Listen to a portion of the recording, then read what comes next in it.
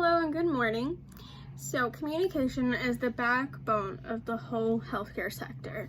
The power of effective nursing care is strengthened and enriched by good communication.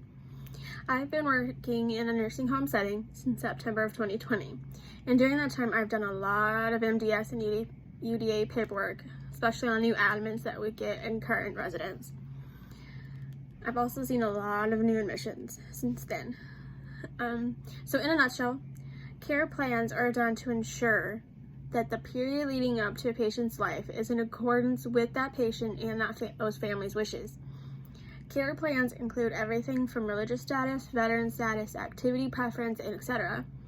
According to an article entitled Interventions for Improving Palliative Care for Older People Living in Nursing Homes, in modern Western society, an increasing number of individuals die from chronic, debilitating conditions. And to meet challenges of ensuring dignified end-of-life care, written documentation, or also known as advance directives, of medical decisions relating to do not resuscitate orders, feeding tubes, and assisted respirations were originally promoted in these care plans.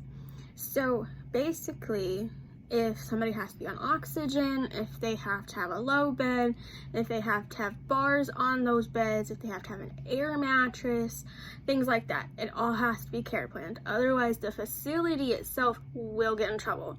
They will get fined. Who knows what else. I'm not sure exactly everything, but we will get in trouble if that stuff is not care planned and then they have it. So as I'm in my current position, I'm the activity director at a local facility where I live. So, in that, part of what I have to ask is questions that pertain mostly to activities of daily living, or ADLs for short. So some examples of these questions include, are you interested in voting? What is your favorite color? During the last 6 months, what was your daily or weekly activities? Are you religious? And then for that question itself, I go further and ask them, what is your denomination? Just so that I can go back on their file and see if when they came here through the admissions process that it matches up and that they actually got that. So, current diet is another question. Some more are veteran status. So with veteran status, I also go ask if they were ever married to somebody in the military. So that way, when we come to a holiday that, celebrates our armed forces, those that have husbands or a wife or whoever in the military, they can get celebrated too. And what I'm also going to start asking is if they've had children in the armed forces, so that way we can celebrate the parents as well. Some more questions include, how important is it to you to choose what clothes you wear, what your bedtime is, if you receive a tub shower, bed bath, an actual shower, a sponge bath? How important is it to you to do your favorite activities? How important is it to you to have a family or close friend involved in your care, your discussion about your care? How important is it to you to be able to use the phone in private? While in this facility, how important is it to you to be able to listen to the music you enjoy? I also have to list diagnosis, education and work history. Are there activities that the resident currently enjoys that relates back to his or her former occupation or work? Now that can really help us with our dementia and Alzheimer's residents, so that way they can have some normalcy depending on what stage of, the dementia or Alzheimer's that they're in. Mental status, speech, visual aids, what adaptations do they need? So like large print, do they, that kind of stuff. And I also have to provide a summary of resident activities. So are they interested? What kind of activities do they normally come to? That sort of thing. In the last few months that I've been an activity director, the thing that I get most activity in is bingo.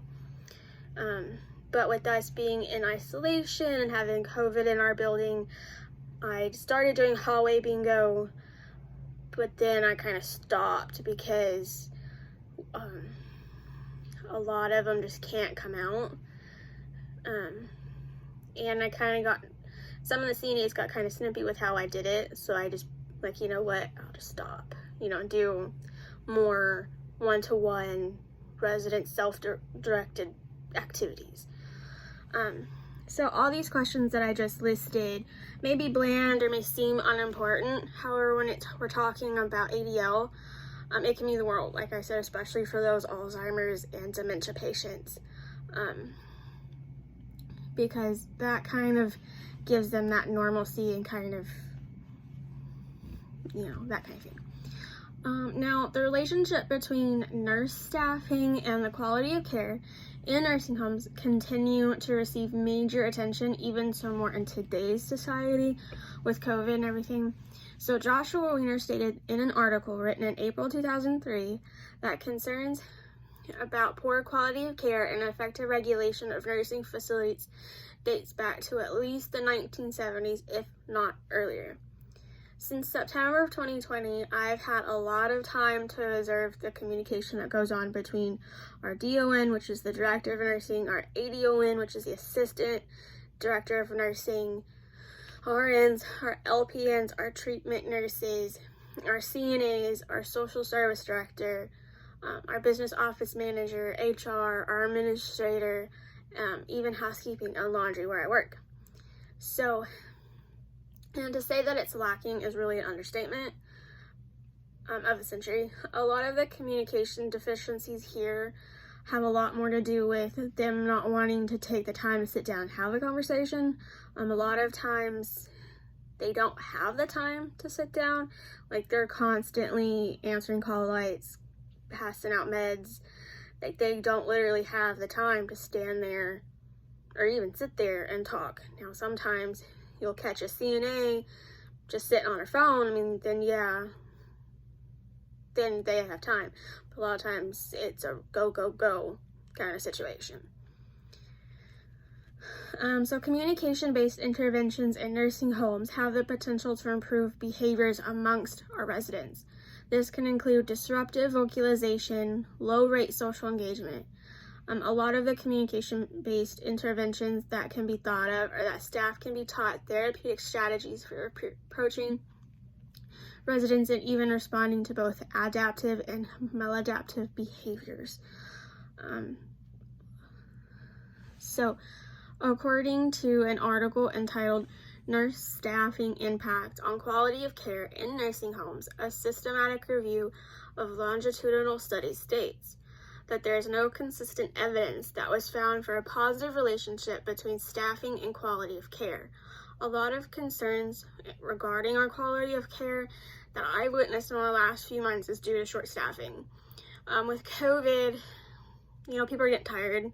They're having to work 12-hour shifts, 24-hour shifts, a lot of times with no days off or one day off. They are really getting physically where they cannot do anymore. They're just physically exhausted, mentally exhausted. They can't come here, work a 12-hour shift, and expect to be fine. It really takes a toll on your health. So, and with that, Joshua Weiner also states that there are few observers of long-term care services that are happy with the quality of care and quality of life that is provided in nursing homes. A lot of people are just not satisfied because they feel like their family member is not getting the treatment that they need. And like I said, that has a lot to do with short staffing and the communication that goes on between all these nurses. Every step on that ladder has to be able to communicate. And a lot of times, there's been a few times that I've seen that, first shift is supposed to get off at 2. Second shift starts, at 2. And a lot of times, those people on second shift don't show up. So people on first shift are having to stay an hour, 2 hours more than what they're supposed to because they have to give those shift reports to let that oncoming CNA know, like, hey, okay, so this resident's had diarrhea, this resident's throwing up, this resident's acting out, it's got some behaviors, this resident's sexually inappropriate. You know, they have to have that communication. And if nobody's there to receive it, then those residents don't get that quality of care that they need. They don't get their issues dealt with, basically. So, a lot of times in my facility, we have one CNA down the hall. And when you're the only CNA down the hall, you cannot leave. You literally cannot leave. So what the heck are you supposed to do?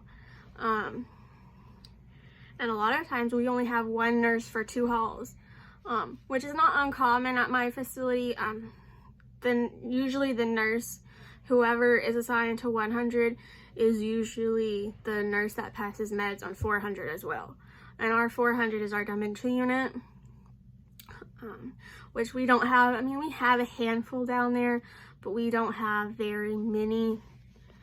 So normally that's a hall that we usually only have one CNA on, just because it's usually relatively quiet. They really don't have much problems that, you know, they can usually handle, because we only got like 8 or 10 down that hall. I mean, it's not, I mean, it can be pretty busy, but as long as you know what you're doing, that kind of thing. Another thing to keep in mind here is that, you know, our morale is not the best. And a lot of people are, like I said, are overworked, underpaid. I mean, they get the hours to make the money, but by the time taxes are taken out, don't really look like a whole lot. So, I mean, a large factor when you're trying to get quality of care is culture, company culture. It's a mess, I tell you.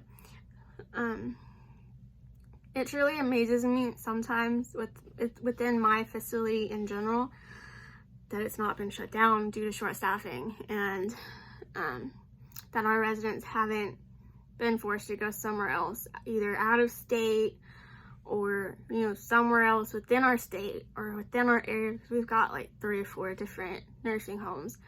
And a lot of it too is a lot of nursing homes around here especially are trying to help each other with, see me wearing this. I mean, we're really short on trying to get supplies, and a lot of that has to do with trying to get communication between like this facility and the facility down near the high school. But really, communication within every sector of the U.S. lacks communication somewhere. And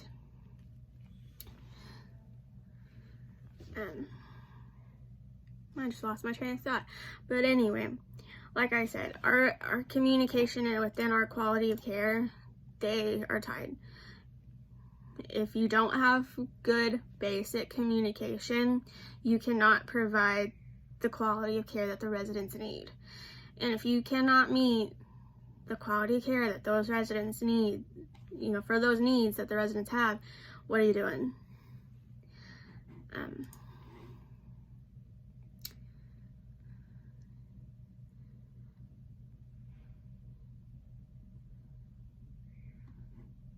a lot of times when we're trying to figure out new strategies for communication, a lot of times our strategies include quantitative research methods and a mix of qualitative, because we have to know how many beds we have, how many residents we can fit within our halls, within, you know, because it's 2 persons to every room, unless you're private pay and you pay extra for that private room, which we don't have very many that are private rooms, because they can't afford the money because they're private pay. But with that, I will leave you, and that is the end of my TED Talk. Thank you for joining.